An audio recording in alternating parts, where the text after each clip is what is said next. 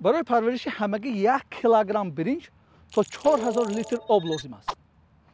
این قریب یک حوض خانگی و یا تقریبا 2000 شیشه آبی 2 لیتره. ولی این همگی یک محصولات است. اگر هنوز به صفحه ما ابونه نشدید پس ابونه شوید. حالا میفهمونیم که چرا هر یک قطره آب مهم است. در تاجیکستان بیش از 760,000 گیکتار زمین آبیاری شونده موجود است. ولی صرف نظر از دریا و کانال ها آب برای آبیاری کفایگی نمی کند. الهام احمدزاده دهقان از ناحیه جبار رسولوف زیاده از 30 سال به پرورش زراعت‌های کشاورزی مشغول است.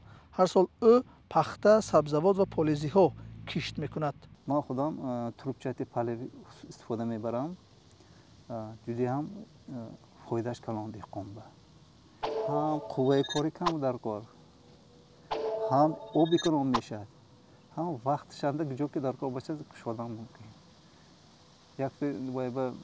یک گیتار پخته با اگر یک سوت آب میموندگی باشید وقتی یک خیل تمام میشه 18-15 ساعت کتی خوب موندن ممکن.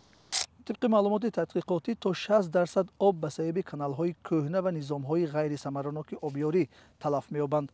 در تاجیکستان همه ساله تقریباً 11.5 میلیارد متر مکعب آب صرف می‌شود که به حساب میانه به هر یک نفر تقریباً 4,500 لیتر در یک روز راست می‌آید.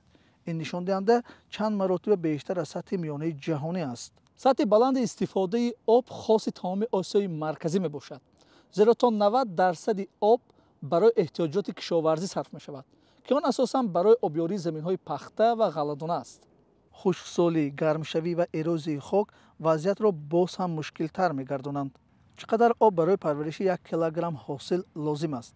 پخته 10,000 لیتر، گندم 1800 لیتر، کارتوشکا 900 لیتر، پالزی ها 200 لیتر، پومیدور 180 لیتر. این نشان دهنده ها وابسته به منطقه و اصول های آبیاری فرق میکنند. چگونه میتوان آب را صرفه کرد؟ یکم، آبیاری قطرگی. آب مستقیما به ریشه رستنی میرسد. دوم، ملچرانی. نمی را نگاه میدارد و خاک را محافظت میکند. سوم، آبیاری صبح یا شام. بخارشوی کمتر میشود. چهارم، نوهای تاب‌آور به خشکی. استعمال آب را کاهش میدهند. پنجم، جمع‌آوری آب باران. منبع علاوگی برای آبیاری. شما چگونه آب را صرفه میکنید و کدام اصولها را میدانید؟ در شرح‌ها بنویسید. احتمال مقصد شما به دیگران نیز کمک کند.